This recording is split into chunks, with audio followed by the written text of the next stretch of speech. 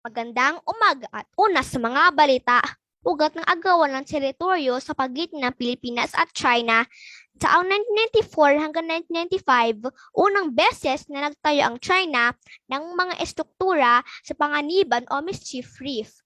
Nasa 127 nautical miles lamang ang layo nito sa Palawan at sakop ng 200-mile Exclusive Economic Zone o EEZ ng Pilipinas kumpara sa mahigit 1,600 nautical miles na distansya nito sa China.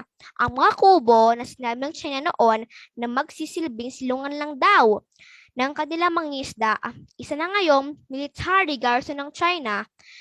Nagsimula ang lahat ng masabat doon ng barko ng Philippine Navy, ang ilang barkong pangisda ng China nang may mga illegal na huling live corals at aklobo o giant clams. Pero pinigilan sila ng mga barko ng China na hulihin ang mga mangingisda.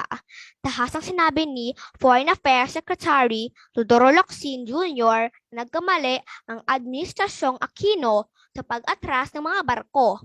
Alinsunod sa binalangkas na kasunduan ng Amerika para maibisan ang tensyon.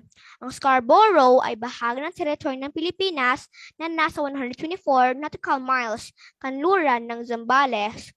Hulyo 2016, isang buwan matapos maluklok si Pangulong Duterte, nagpasya ang Arbitral Court na walang basehan o karapatan ang China na angkinin ang halos kabuuan ng South China Sea.